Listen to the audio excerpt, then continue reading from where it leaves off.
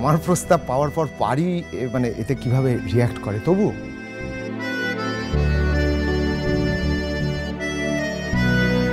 Still আমি তোমাদের ঈশ্বরের কাছে দিন রাত প্রার্থনা করছি ও যেন আমাকে প্রত্যাখ্যান না করে,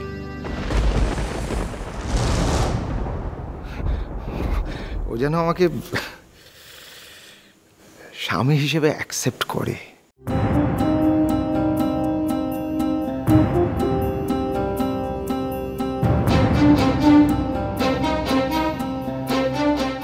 তাহলে অন্তত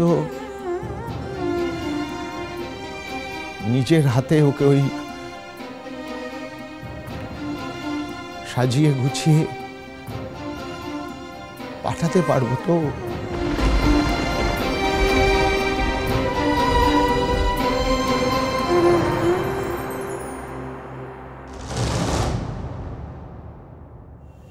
এই সুযোগটা যেন পারি আমায় দেয় অ্যাটলিস্ট।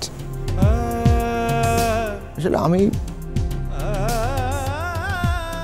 বেশ বুঝতে পারছিলাম, বুঝলেন সমস্যায়, যে আপনি চোখ বুঝলে আমার এ বাড়িতে আসা নিয়ে একটা সমস্যা তৈরি হবেই।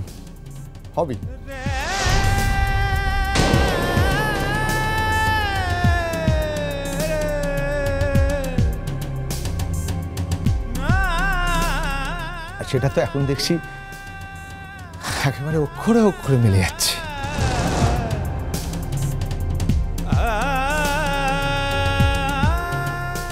আর শুধু তুমি একা নও শুভ,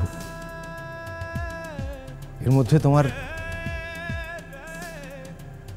যোগ্য উত্তরাধিকারও তো তৈরি করে ফেলেছো।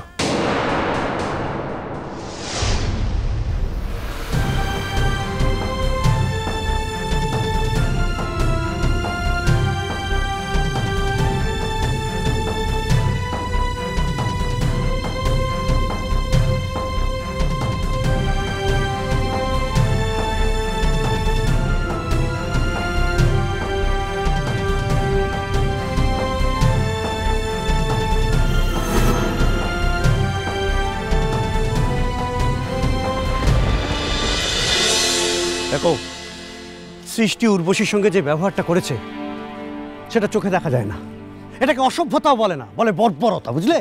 চন্দন দাদা, মুখ কিন্তু আর সহ্য করিব না, মুখে যা আসিব কই দিব। বলা যায়, বুঝলে, বলা যায়, কিন্তু তাতে তো বিনায়কের বাড়ি থেকে আশ্রয়টা চলে যাবে। আমরা তো উর্বশীকে একটা আশ্রয় খুঁজে দিতে পারবো না। কেন চন্দন দাদা? বিনু দাদা কি তার বউয়ের কথা শুনে উর্বশী দিদিকে ঘর থেকে হটিয়ে দেবে? আমার কথা শুনবো নি?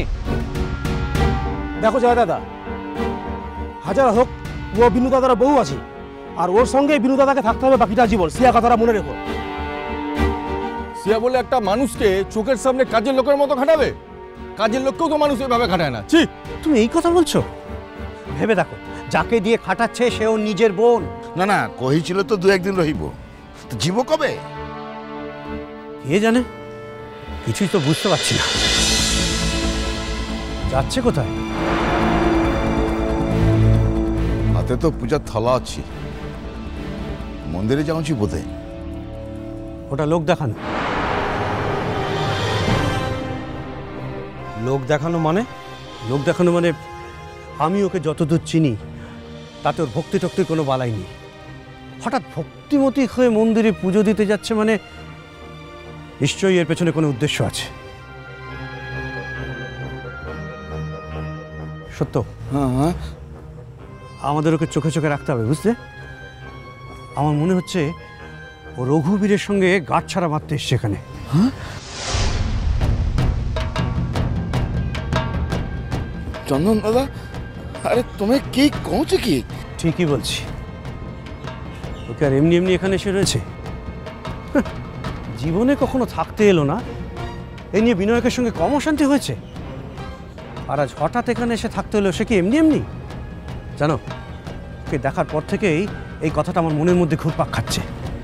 চন্দন দাদা, ও কি রঘুবীরের সঙ্গে ষড়যন্ত্র করি আমার কাজেরও কোনো ক্ষতি করিবার চাচ্ছি? হতে পারে, বুঝলে, হতে পারে। ওকে কোনো বিশ্বাস নেই, ওর ছবল যে কোন দিক থেকে কখন আসবে সেটা কেউ কখনো বুঝতে পারে না।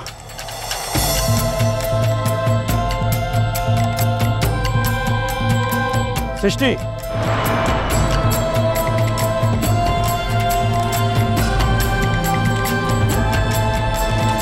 কোথাও যাচ্ছ? পুজোর রেখা বিহাতে আগে কোনো মেয়েকে যেতে দেখোনি? জানো না কোথায় যায়? পুজো দিতে যাচ্ছ? অবান্তর প্রশ্ন। তোমরা সকাল থেকে এখানে দাঁড়িয়ে গল্প গুজব করছো। তোমাদের কি অফ ডে নাকি বিনায়কের প্রজেক্ট এখানে এভাবেই চলে? বিনায়কের প্রজেক্ট কিভাবে চলে সেটা বিনায়কেরই বোঝার কথা। সৃষ্টি, এই কাজটা যখন তোমার নয় তখন তুমিই বা বুঝতে চাইছো কেন? বিনায়কের কাজ আমি কেন বুঝে নিতে চাইছি সেটা বুঝতে তোমার অসুবিধা হচ্ছে চন্দন? হচ্ছে হচ্ছে বিনায়কের সঙ্গে তোমার বিয়ে হয়েছে মানে এই নয় যে তুমি বিনায়কের নিঃশ্বাস প্রশ্বাস কিনে নিতে চাইছো। এটা তো হতে পারে না। You are crossing your limit Chandan. You are crossing your limit too. সেই জন্য আমাকেও আমার লিমিট ক্রস করতে হলো। এনিওয়ে, তুমি কি আমার লিমিটটা আমাকে শিখিয়ে দেবে? অবশ্যই। তুমি যদি না জানো তাহলে কাউকে তো শিখিয়ে দিতেই হবে। তোমার অবশ্যই মনে রাখা উচিত, বিনায়কের প্রজেক্টে যারা কাজ করে তারা কেউই বিনায়কের এমপ্লয়ি নয়, বিনায়কের পার্টনার তারা। তাই তাদের কাজ দেখে বিনায়ক নিজে কখনো কাজের হিসেব চায় না। বিনায়কের মতো সোজা সরল মানুষ পেয়েছে বলেই না ওর মাথায় হাত বুলিয়ে যে যার স্বার্থ সিদ্ধি করে নিচ্ছ। সৃষ্টি, হোল্ড ইওর টাং। যাকে যা খুশি বলার অধিকার তোমার নেই। শাট আপ চন্দন।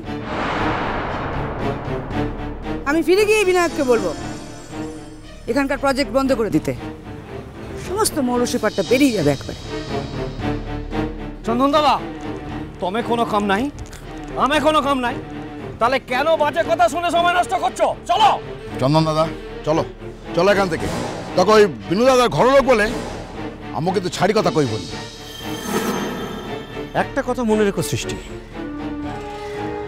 এখানে সবাই কিন্তু এখন অন্য একটা সত্যি জানে, আর ছোকের মাথায় সেই সত্যিটা তুমি সবাইকে জানতে সাহায্য করেছো। আমরা সবাই এখন জানি বিনায়কের থেকেও উর্বশীর সঙ্গে তোমার সম্পর্ক আরো ঘনিষ্ঠ। উর্বশী যে তোমার নিজের বোন, এটা তোমার দৌলতেই আমরা জানতে পেরেছি। বোনের সঙ্গে এরকম দুর্ব্যবহার চলতে থাকলে বাকিরা সকলেই কিন্তু উৎসাহী হয়ে পড়বে কারণটা জানতে। চন্দন, কি ফিরে গিয়ে আমার প্রথম কাজ হবে তোমাকে এই প্রজেক্ট থেকে হাঁটানো।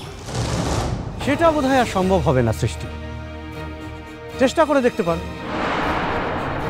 যাই হোক, সত্য সৃষ্টি তোমাদের বিলু দাদা স্ত্রী, আমাদের অতিথি, তাই ওর দেখভাল করার দায়িত্ব আমাদের।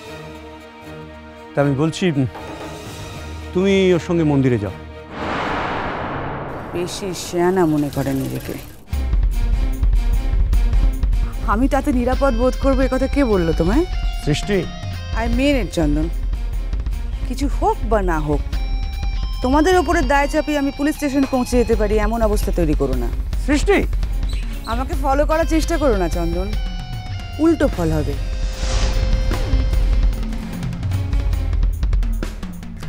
একটা মহিলাকে উত্ত্যক্ত করার দায় তোমাকে থানায় হাজিরা দিতে হতে পারে। আর এই কথা কে না জানে, তুমি আর আমি কথা বললে দুনিয়া আমার কথা শুনবে।